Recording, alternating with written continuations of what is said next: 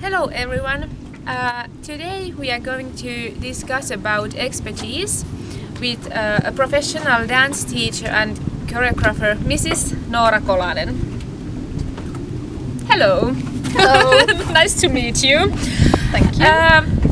Could you first tell something about your educational background? I've been graduated from Conservatory of Oulu at 1998, and since then I have finished my pedagogical studies in Jyväskylä University of Applied Sciences, and that was 2010. Can you describe a little bit, elaborate a little bit further about the contents of your study? So what all subject did it include? My main subject actually was social dance and ballroom dance, but since then I have actually done everything else but that.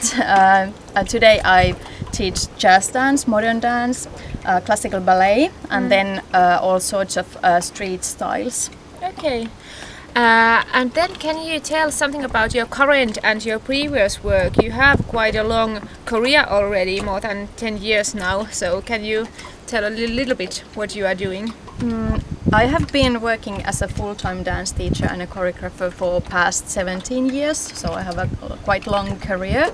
For the past 10 years I've been leading an annual dance program in a folk high school in Ilmajoki, but since we have moved to a different city, currently now I'm going to start a new job, and it's about providing basic art education in dance for children from age 7 to 10 and up until ages like 19 or 20.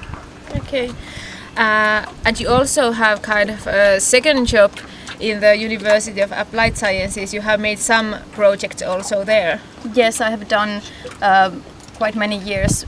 They have this course of cultural management studies, and they have annually they have a musical production that they do, and I have done the choreography for those productions 5 or 6 years now. Yes. Okay. Then to the main subject or topic of this interview, how do you understand expertise? How would you define it from your own perspective? For me, expertise comes from your experience, of course, and in dance teaching it's also really important to have the formal education, because you really have to know all the dance techniques that you are teaching. It's important because you have to be able to teach young children safely and healthy, and yeah, that's about it. Yeah. So it kind of includes both the formal education and the experience about doing the teaching job and doing the choreography. Yes, indeed. Yeah.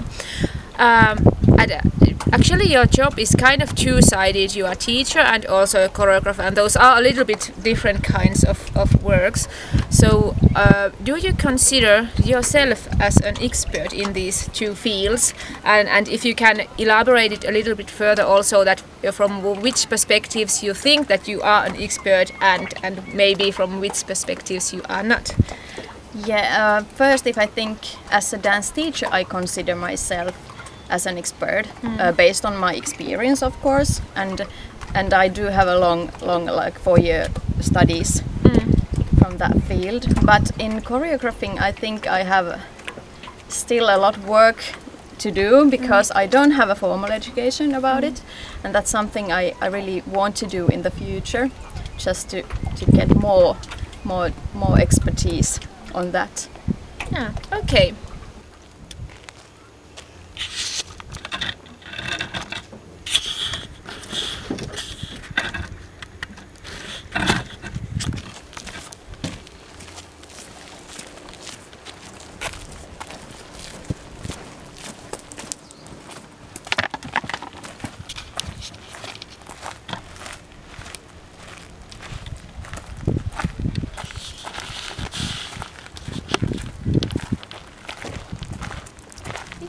Your own field of work, how can you see that or recognize that somebody is an expert?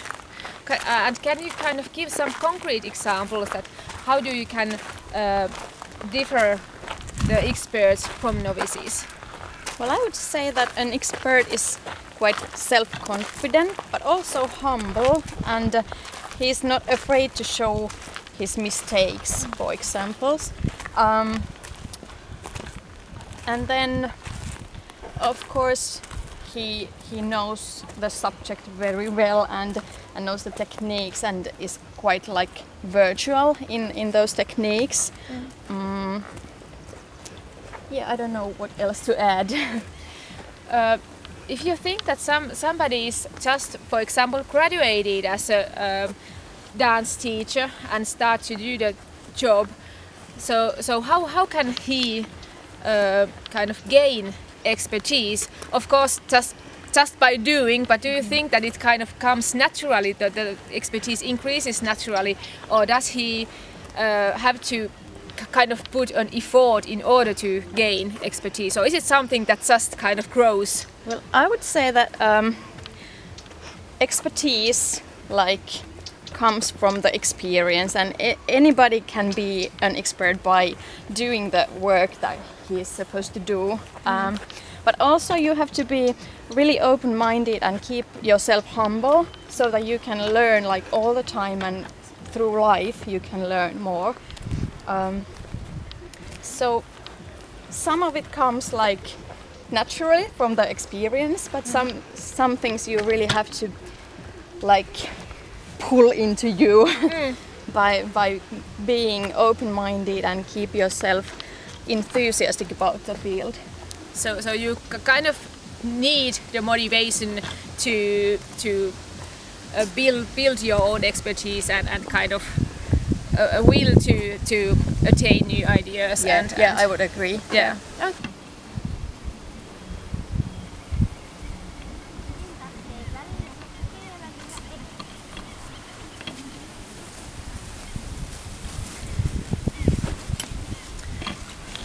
So, based on what we have been discussing earlier, can I conclude that from your opinion, you think that expertise is something you can learn, and everybody are able to learn to be as an expert in their own fields? Yes, indeed. So it needs the formal education plus the experience plus the motivation. Yes. If you think your own career, you have been educating yourself all the time. So can you describe your ways how you increase and also maintain your own expertise in both fields, in this teaching side and also in the choreographer side?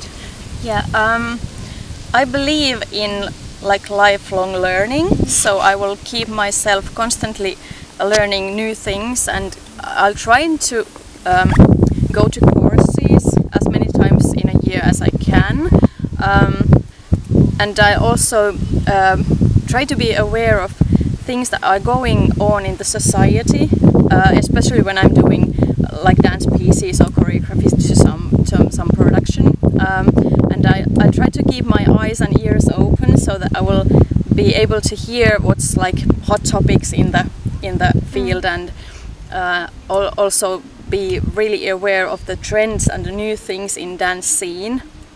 So that will keep my fire alive. Yeah.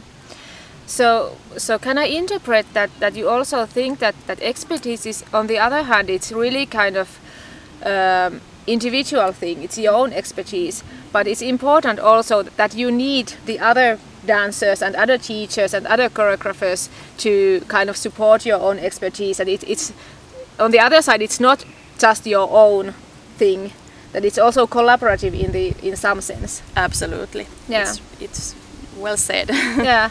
And the other thing which came to my mind is that what you said, and as I interpret it, is that the expertise is not something which is kind of stable thing. But it's more like dynamic process. And yes, and it's developing all the time, and you keep taking influences from other art makers and other teachers, and also maybe take something out of them like put it into your own art and own teaching, and Yeah. it's really like a, how do you say, it's like a living thing. Yeah, and it's a process that like keeps going on and on. And also, and especially in your field, it's really kind of a creative mindset that you can't maybe just adopt something from the others as such, but you need to think that how can I Yes. kind of apply this in my own Yes, work. of course. Yeah. Okay, so thank you for the interview. Thank you. And yes, this was the case one and the first interview of this interview series.